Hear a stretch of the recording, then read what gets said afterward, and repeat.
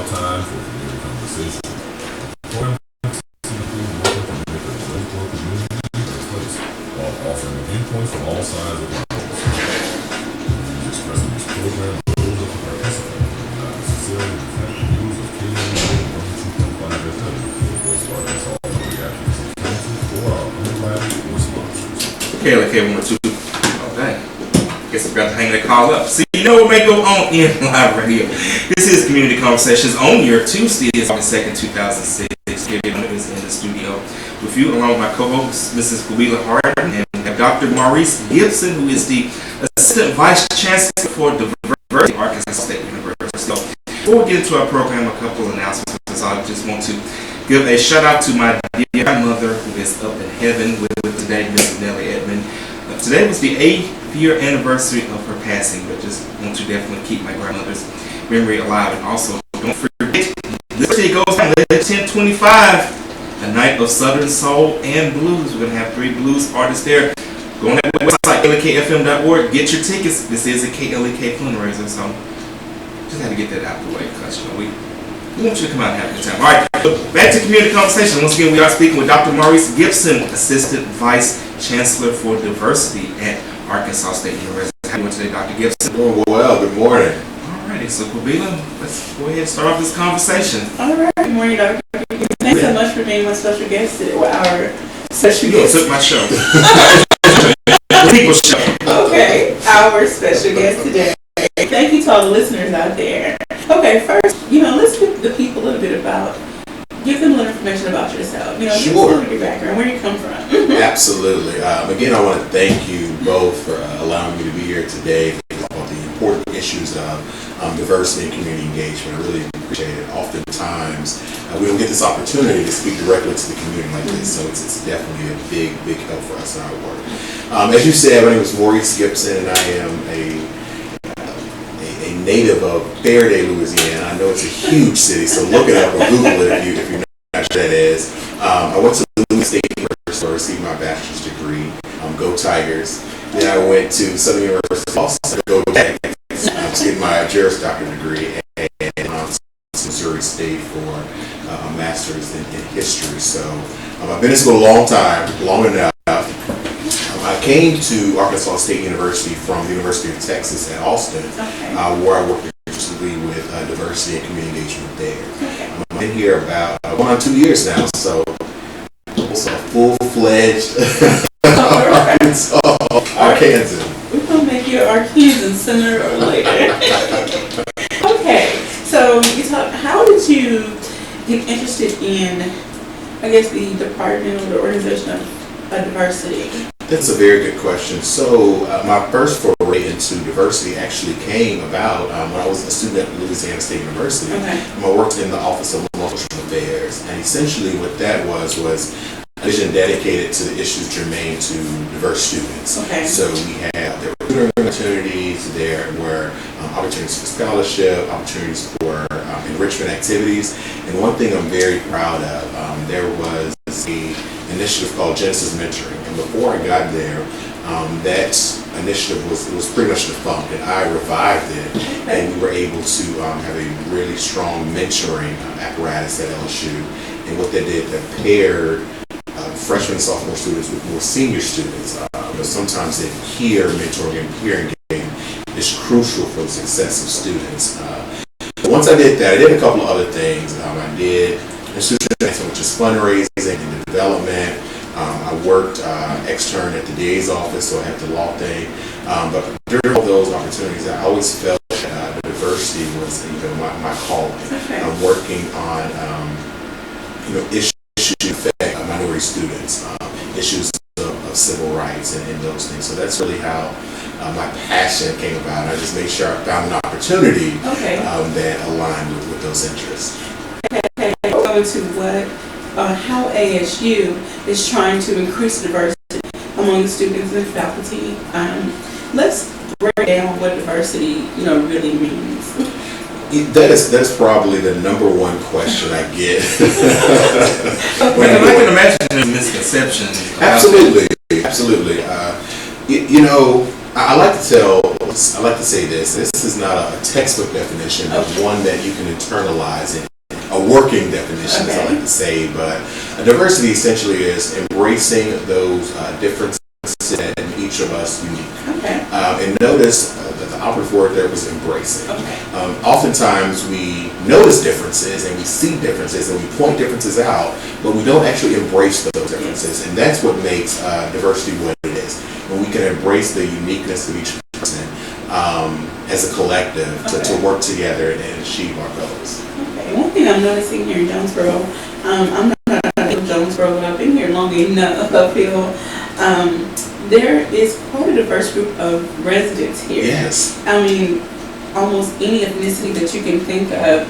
And what I would love to see, we can talk about this a little later. I don't want to get too far ahead. Sure. How the community can help, but I would love to see more events happen where people are invited out to share their cultures and their life, with everyone. Right. And like you said, everyone needs to start embracing each other. I mean, how do we function as a whole if we're so divided? No, you're absolutely right. And one of the things that I've seen is that Jonesboro is not a hostile city. It's not. It's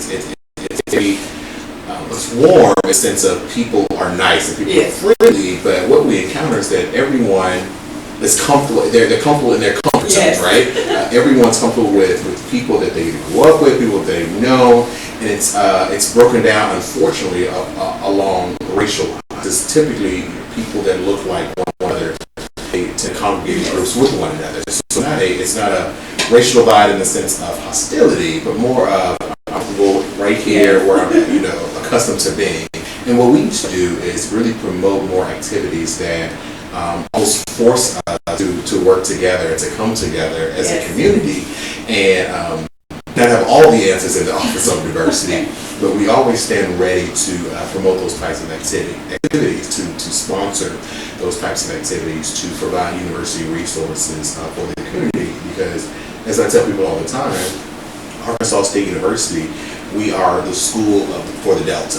We are the community school, and we invite people onto our campus to take advantage of a world-class institution like Arkansas State is.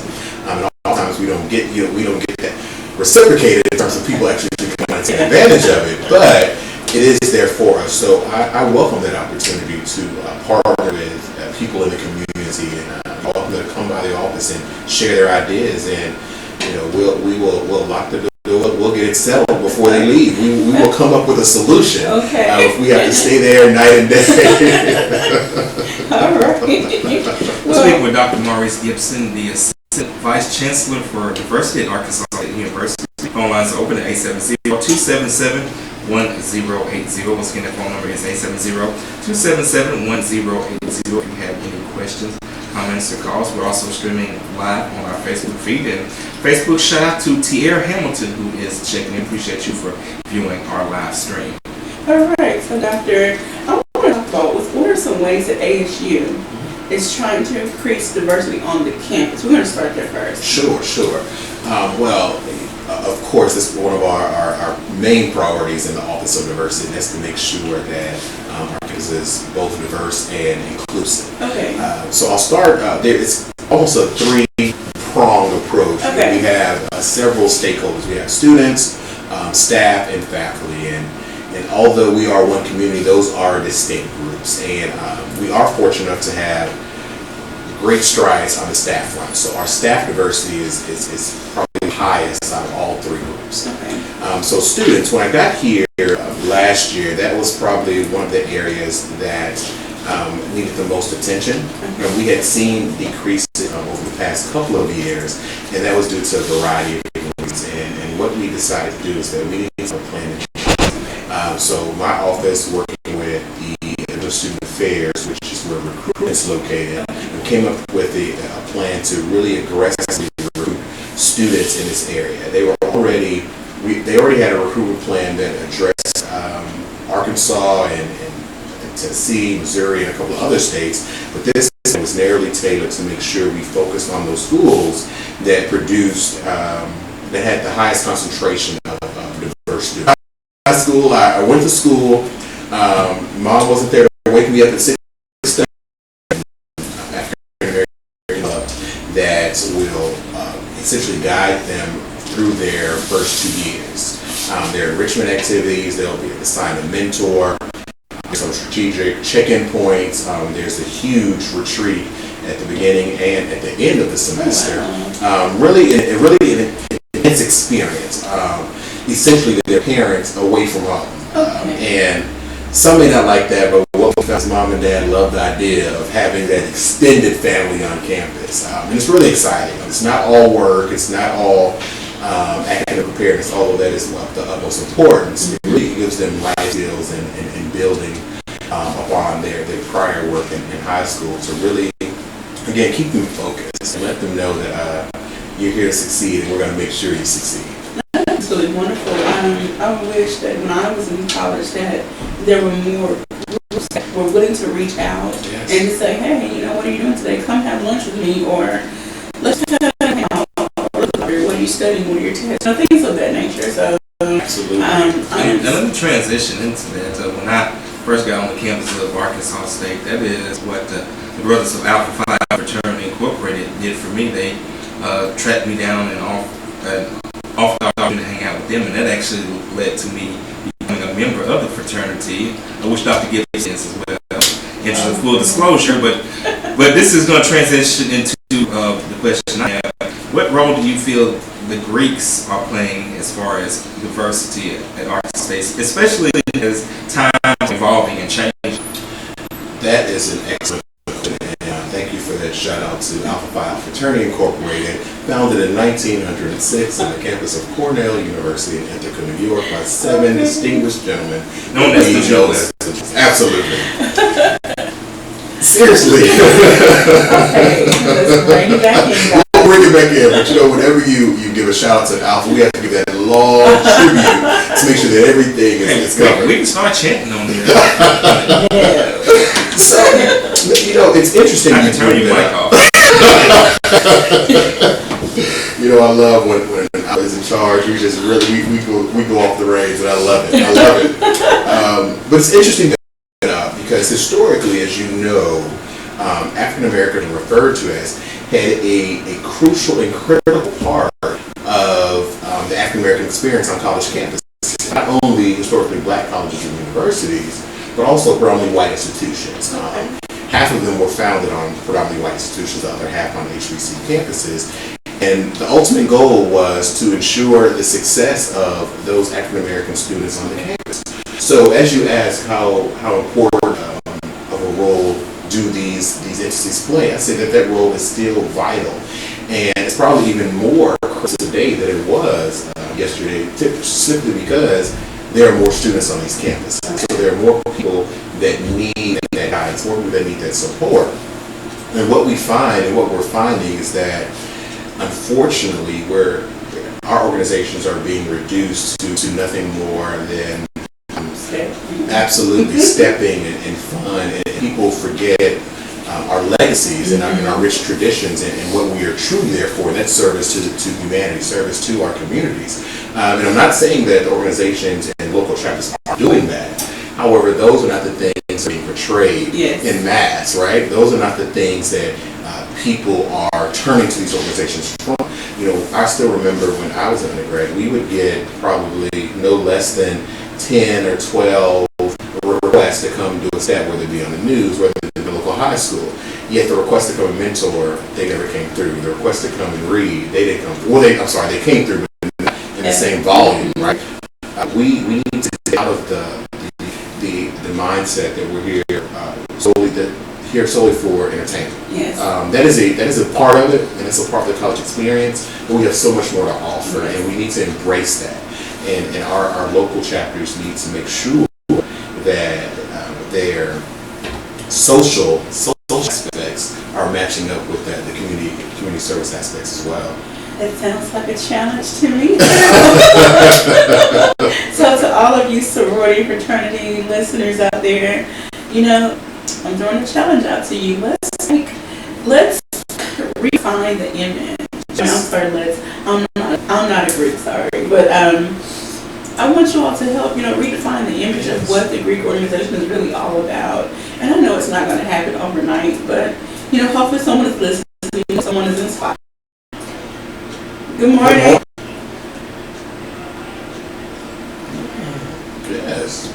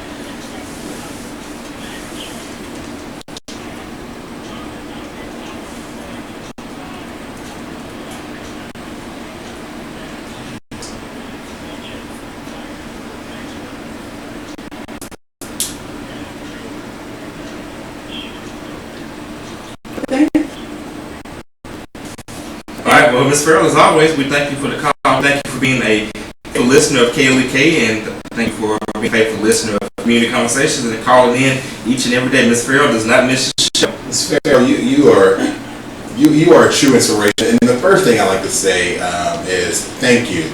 Thank you for your continued support of not only Arkansas State University, but your community.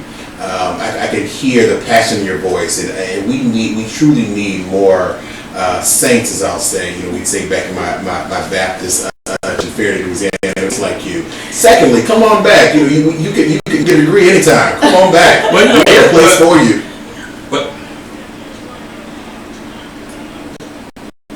Now, Jones Branch, yes. You should do that. And you know what? When you come like this, please stop by my office because I'd love to meet you.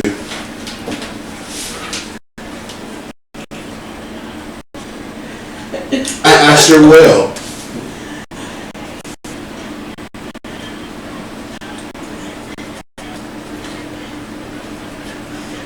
Yeah. We're going to talk about that after the break, Ms. Farrell. Thank you so much.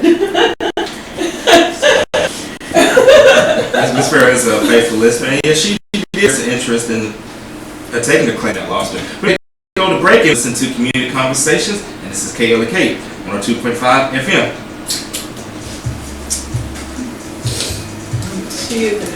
Oh, it sounds like any community I've worked in, there's always a group of African American elders that come in and they know what's been going on, and they help set things straight. And as sweet as they are, they can be firecrackers as well. And they will tell you how it's supposed to be and what you're doing. So she sounds like someone I definitely want to meet. She mentioned about the students coming to the churches. The Sigmas are a long-time supporter of our church. What church are you? New Mount Zion. Okay. Because of one of their brothers that passed several years ago, D'Angelo Scales. Did you know him? I didn't know that. Okay. Well, they come, I would say faithfully. Like every time they have a line or something, whatever y'all call it, I'm sorry. They come and worship with us, and then they recently presented an award to our, recognition to our pastor. Yes. So we really appreciate them.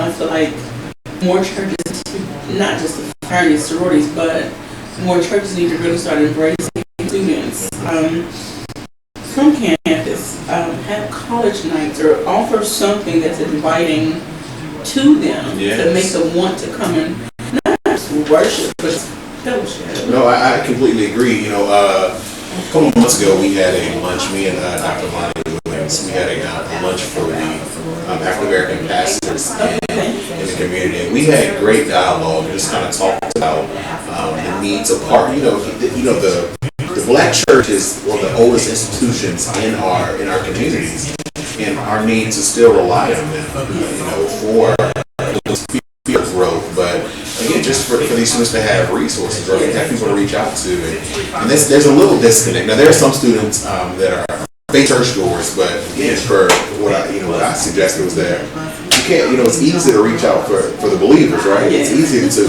those kids who are going to be in church and be in something, all that thing. It's like the kids who need your help. The greatest are those ones who you'll never see, but you're going to have to come in and put your arms around them and grab. Most of those, they don't want you to come at them with your Bible in hand. You can't do it, absolutely. They just start out, hey, how are you doing? How's school? Just something basic. Absolutely. And then once you have earned the trust, you've broken the shell a little bit, then you can start working your way up into other conversations. And why don't you come hang out with us on Wednesday night or Sunday morning or, And it's not that you're trying to get them to practice your religion per se. You're just trying to get into an environment where there's other people that want something. And I don't know. They might run into something to be a mentor for life. It happens every day. You're absolutely right. It seems like the solution just feels so easy, but to get there, right? To get there is just so difficult at times. And no. What I want to stress in the next 20 minutes, like community engagement. Yes. We were talking about earlier. Okay, well now we have the students on campus. I'm gonna come back with this question down on Facebook. Okay. After it's we have students on campus, or we have these pastors or other professional staff on campus. How can we as a community start embracing them and making them feel more welcome? That is a good question. That's a great question. That's a great question. It's time to think about that one. Okay. I am big on community service. Like, I've made it my mission this year to be an advocate for almost anything I can. Yes. And she proves it by being here every day. This morning was a struggle. Was it a struggle? Yeah, it's just. I'm not a morning person at all. My life doesn't start till 10 o'clock. Oh, goodness. Mentally, so. Got you. Basically, of course, I'm up, but so I've drinking like 3 of these already to get ready. I'm not a coffee drinker, so that's my caffeine. But morning times, I think I get this thing moving like I need to be. I'm a morning person, but getting up, getting dressed, and out the door is a whole other thing. I can get up at 6 and I can go on the computer doing anything, but getting dressed and get out. Yeah. At 6:30, I'm just like, why do I choose this life? What am I going through? Why can't I be night manager somewhere like this at 11 p.m.? I'm thinking about. Like I said, I mean, you could have just went on, use your JD and been an attorney. And been poor. Yeah, we had that conversation. I was telling them that now I make probably more than 2/3 of my classmates from law school because of how the legal field is shaped up in 20 seconds. decade. So it's tough.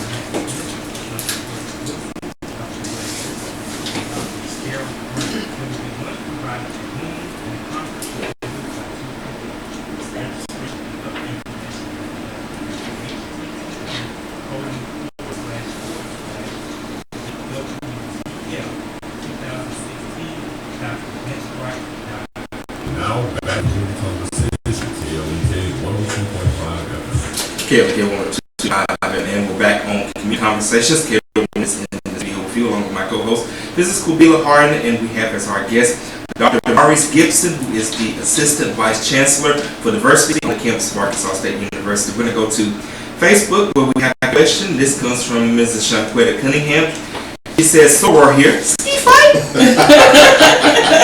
To expound, and she actually did say ski fight. She expound on that a large part of the issue of influence is monetary and institutional support. How will your office help the divide and the Greeks have a greater impact on a predominantly black campus? I am alumni of ASU as well. Excellent question. What's your name? Shanquetta Cunningham. It's always great to hear my sorors out there. So ski five back, of course, we'll fly ski. That's an excellent question, and I'm always one that says, in order to show someone that you truly support them, you have to put a resource behind that. Okay. So I had a meeting with the NPHC and all the organizations on campus. There are only 7 on Arkansas State's campus. let them know that if there's a project that they want to do, if there's something, anything they want to do that impact a state, anything that impact the Delta Community Office, and we will make sure it happens. Things for Kappa Alpha Psi, we sponsor things for Alpha Phi Alpha, we sponsor things for the NPHC as a whole. So the resources are there. We make sure that our students feel supported. We make sure that our students know that when they need resources, they exist on campus. So we've done since I've been there, and I look forward to doing more of that. Quite honestly, our NPHC organizations on campus have done that. And I also apologize, I have not had the opportunity to meet with the alumni chapters in the community yet. It's on my calendar, on my schedule. I definitely want to reach out to our alumni groups because that's just as important. Well, you can start with the Mu Omicron Lambda chapter of Alpha Alpha. You can also affiliate as well. So that's kind of like plug to get you to join the Alpha Grad chapter, which is a proud sponsor of Cable 2.5. And I wrote that check a long time. I'm just waiting for somebody to pick that up. Well, Brother Lockhart is the chapter president, so go to Brother Lockhart's office.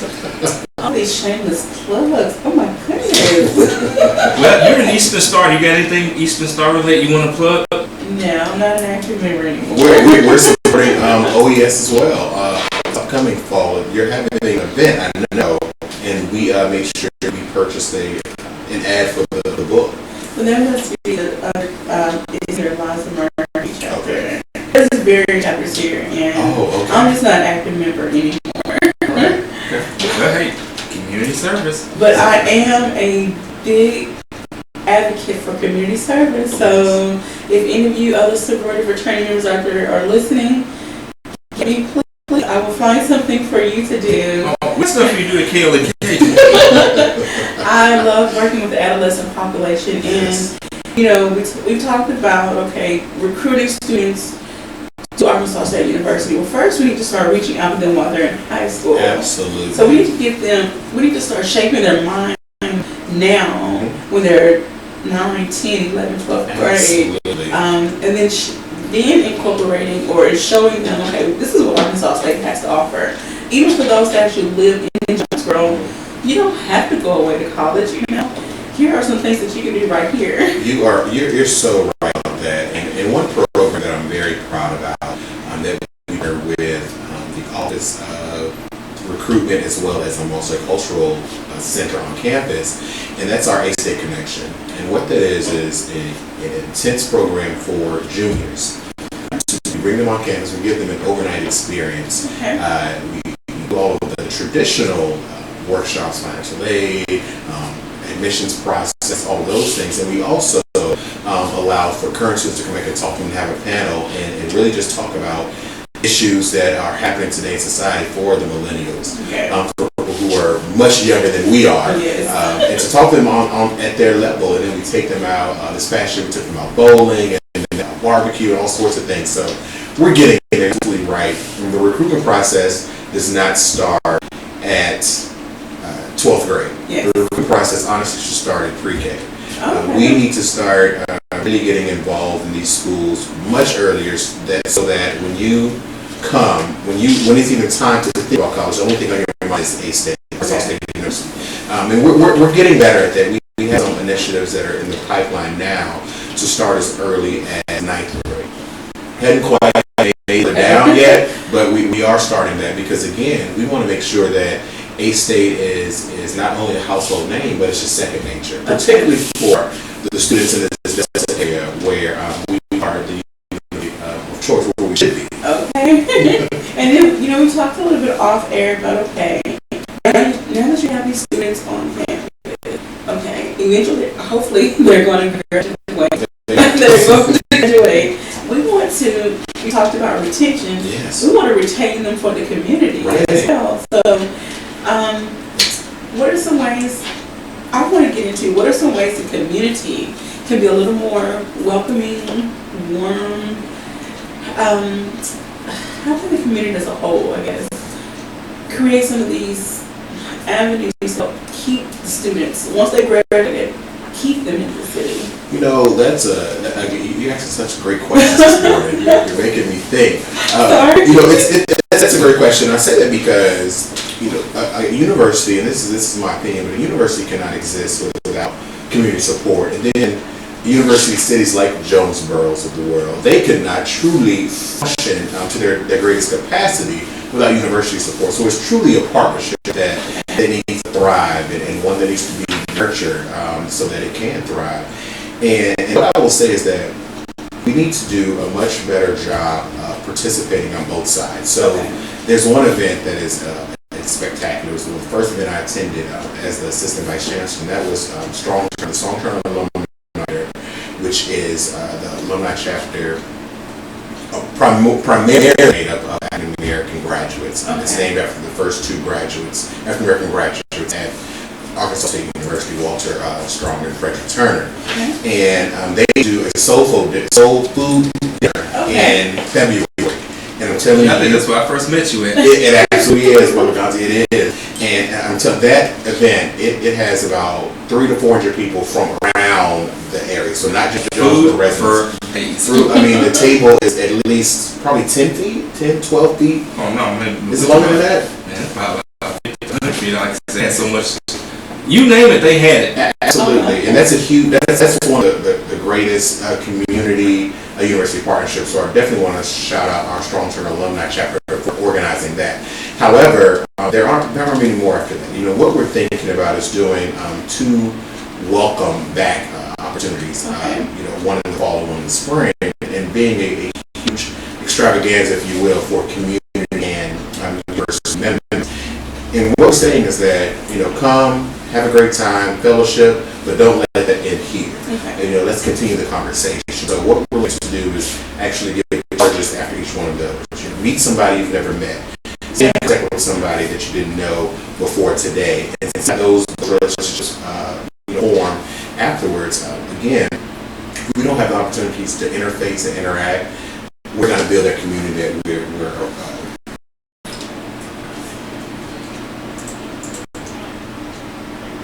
Yes.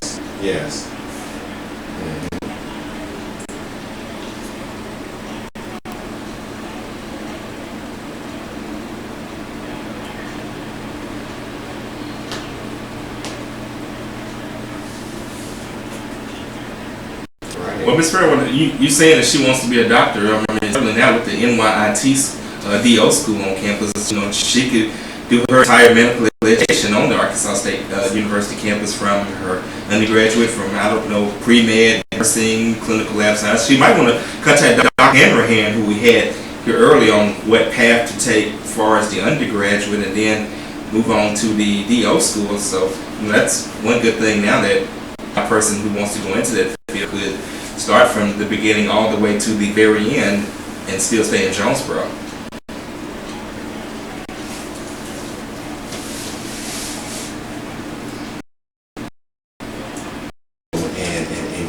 Far away as humanly truly be a home away from home, because there you can get involved in so many things that you don't even realize your house is 2 miles down the road. So I would encourage her to come to campus to really see what ASA has to offer, because our academics are second to none. So that piece almost speaks for itself.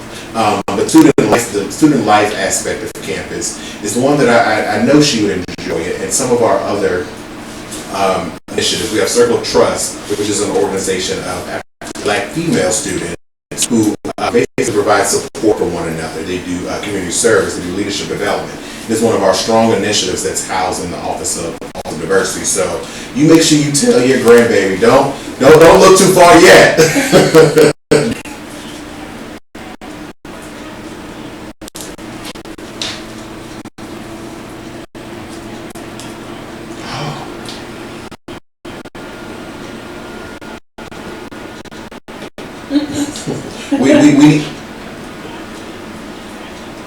We need to get her at A-State. I certainly, your granddaughter is the student we need. Those are the types of students we need. So yeah, so please. I sure will. I think it's a promise, bro. And transitioning, that you mentioned the Circle of Trust and Brother, those two initiatives that your office is a part of. So tell the listeners a little bit about each one and what they do to help mentor and benefit young men and young women. Absolutely, and I'll start with the two individuals who are directly responsible for those two initiatives. There are two people that work in my office. One, Candace Roach, she's a diversity student specialist who works primarily with Circle Trust, and the second, Christopher Davis, who is the diversity program coordinator. So they both work for those two student initiatives, and quite honestly, Circle Trust and Brother Brother are by far two of the greatest initiatives I've seen in my time working with university, just because of the grassroots nature, how decisions are made, and how the young men and young women come together and really strive to make a difference on their campuses and in the general community as well. It's honestly refreshing to see people who are invested in themselves as well as invested in their fellow students. But talk about some of the things, basically a template of both organizations. It starts with academic readiness and academic preparedness. Each participant in each group, they have to complete at least 20 hours of study time. Okay. So, and that has to be in our Learning Commons, which is housed in university colleges in our library, or on the bottom floor of the library. And they have to do that. So the first one, 20 hours. And people say, well, that's not a lot. But when you talk about structured study time, that is a lot of time, particularly when we're talking about students who have a million other things going on. So that's the first component. The second component is a minimum of 20 hours of community service per person. Oh. So when you look at 40 members on each side, it's over 800 hours per organization, 1,600 community service hours total per semester. So that's another aspect of it. And of course, you could not have a student initiative without fun. This past January, we took a bus load. I didn't ride the bus, but we took a bus load of students down to Texas A&M in College Station. It was for the Southwest Black Student Leader Conference, and that is a conference that brings probably close to 2,000 students from the Southeast. So, and they come together and they brainstorm about ideas and talk about the state of the Black student and those things. And I'm telling you, those kids came back refreshed. Those kids, they came back rejuvenated. They came with every idea in the world. Like to my cousin Isaiah Flowers, yes. Went on there. He was posting pictures on his Instagram. Take that big picture in front of Kyle Field. right. So those are the two things we do with those groups. And what I do want to say as well is I know we have focused primarily on Black students and African American students. However, we are starting to build out our initiatives for other student populations. So we are right now in the pipeline. We're getting ready to start our Hispanic student. Hispanic Student Success Initiative. I get those acronyms out. So we're looking to really involve. Although that's a smaller population on campus, they're still just as important as our other populations. And we forced to work with Hispanic Community Services Group that Gina Gomez is the executive director for. Also, this past week or two, we had a meeting with our Muslim Student Association, really trying to make them feel a part of the community and part of the university, particularly with a lot of this Islamophobia that's going on around the country, to really let them know that we support you. You are part of our state family. So not to cut you short, experience of that on campus. Have any of your Muslim students come to your office stating that they are afraid, looking for resources for help? You know, Brother Kale, I'll say one thing first and I'll get to that. People always say not to cut you off, and they cut you off right in the middle. I've always wondered what that phrase really meant. It's so funny, but seriously, no, they have not. And we had probably an hour meeting with the presidents of 3 organizations. One was the Muslim Student Association, the other one I can't remember the other 2, but that was the umbrella group. And they talked about issues, but none dealt with feeling threatened. And I think that's just a testament to Arkansas State University and the environment we've created there. Is it happening around the country? Absolutely, but luckily it's not happening on our campus. Or if it is, it hasn't brought attention yet, because if it did face an issue that our administration would address it head on, and we'd make sure that those things didn't happen on our campus. So. Okay. And since we're talking about diversity and it not being just straight about race, but in essence it kind of is. Yeah, absolutely. You know, we do have a small Asian population, and I say that loosely, Asian population.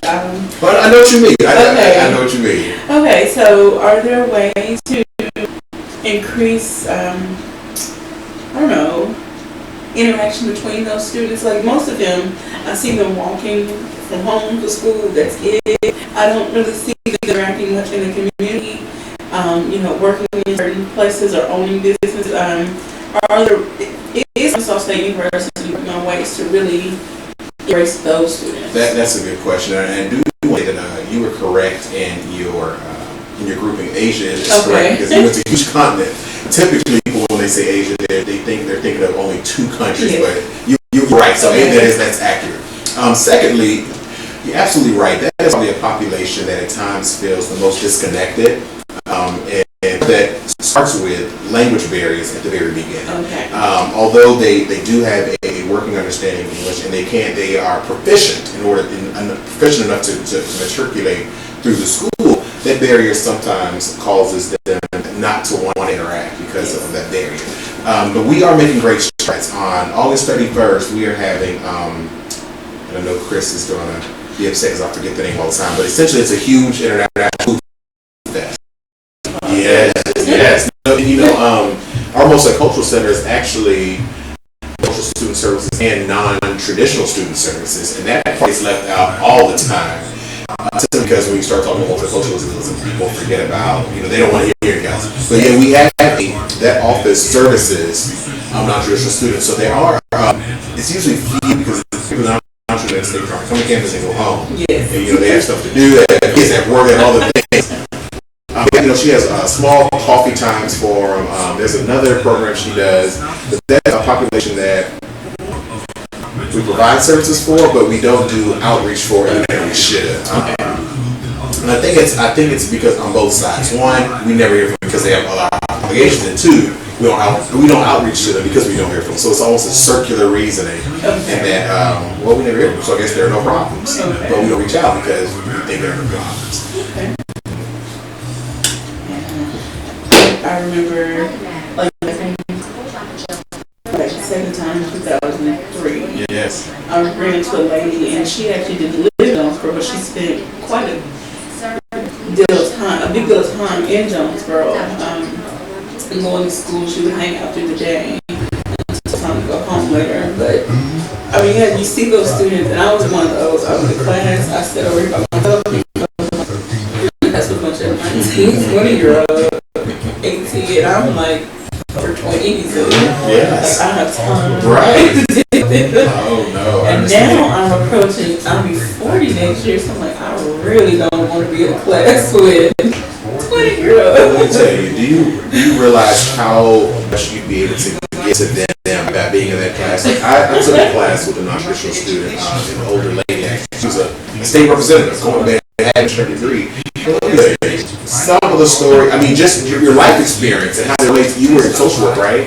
Just think about practically the issues you can talk about in that class that you all got to come feel and address, but you have personal experience with pulling and that stuff. It's just like don't discount it. That's a huge plus. Well, it's just like I went to the radio TV program and we got about 20 seconds, but there was an 80-year-old lady that was in the program and we just all loved her. I mean, I'm telling you. Oh, you know, Miss Farrell, I think she can actually go to school for free. She had over 35.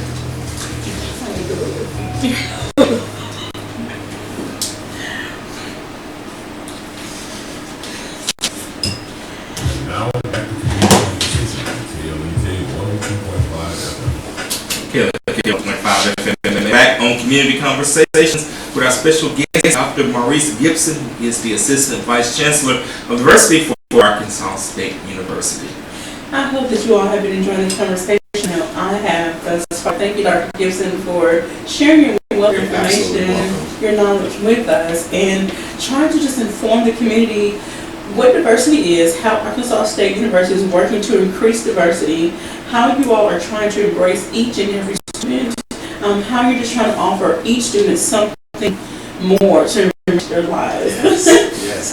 We talked about how the community can get more involved. You know, there's a lot of civic organizations within the community. There's a lot of nonprofit organizations.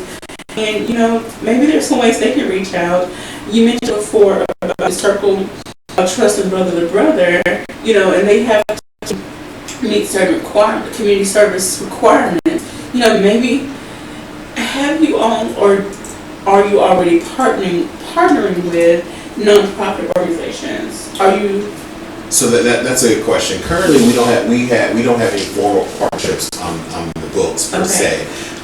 Essentially, what we allow the community service chairs for both organizations to go out and find projects. But I hadn't even thought about your idea of formalizing partnerships with the various nonprofits. And that's something I'll take back, and we'll look at implementing this fall, because that's important, right? Yes. To really doing the work already. I'll give you one start. That is the United Jones Arkansas. They have a resource directory of all of the agencies in town. Now, some of them may have changed their services slightly, but United Way is the place to start. And then also the city of Jonesboro itself, because I know that Mrs. Agnew holds meetings with various nonprofits.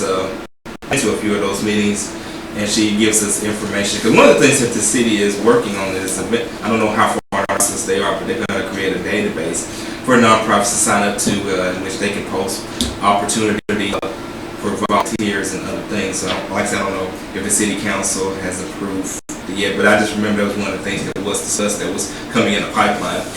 And we'll actually have 2 representatives next week directly with Ms. Emma Agnew that are going to be talking exactly about what you just create that, you know, that not a website, creating that list of how to, oh Lord. Well, basically, it is going to be a website. It's going to be tied into the City of Jonesboro website, where nonprofits, you know, can be listed. Where should people who want to volunteer, they'll be able to go on the city website and they can look at the listings and they can see which opportunities are available, and they can sign up for the opportunities that match up for them. Dr. Gipson, we got about 3 minutes, so is there anything that we did not cover that you to mention? Any shout outs besides the frat? I think Kabila's tired of us talking about so anything maybe besides Alpha that you want to shout out, anything that we didn't cover? Well, you know, when you talk about the great work that is diversity, you know, I could be here probably the rest of the weekend. We cover everything. However, I will say that you know, my time here at Arkansas State University has been great. This is a really welcoming university. The community, like I said earlier, is warm. If we can find a way to come on, you know, look, you can go to our website, www.astate.edu, and that'll give you all the information. If you want to know about diversity pieces, go on to our website again, www.astate.edu/diversity, and it goes straight to our page. Go to our Facebook page, that's A-State Diversity, A-State Office of Diversity. You'll find us there. Look us up, send us a message, and we'll definitely look forward to talking with you. Well, I look forward to seeing more community engagement with students, and vice versa. Yes. Once again, we're speaking with Dr. Maurice, Assistant Vice Chancellor of Diversity at Arkansas State University. Dr. Gipson, give your email address and phone number in which people can contact you if they want to just ask you any questions or they want to visit with you. Absolutely. So my email address at A-State is mgion@astate.edu, and you can reach us anytime in the office, anytime between 8 and 5 in the office at 870-972-3081. Once again, Dr. Gipson, thank you for stopping by. Tomorrow, Community Conversations, Jonesboro Police Chief Rick Elliott. He will be in the studio talking about all things police, and they got a new recruits that are going to graduate on the 26th of this month. 3 officers just started training. Let's talk about that and more. Also, don't forget, get your tickets for A Night of Southern and Blues. Go to that website, klekfm.org, or you can call us at the studio, 870-277-1008. It was $10 in advance. If you show up, it's going to be $20. So call the station, get those tickets now. It is a KLEK fundraiser, but you're going to have a lot of fun. All right, Jonesboro at Work is up next. You listen to KLEK 102.5 FM.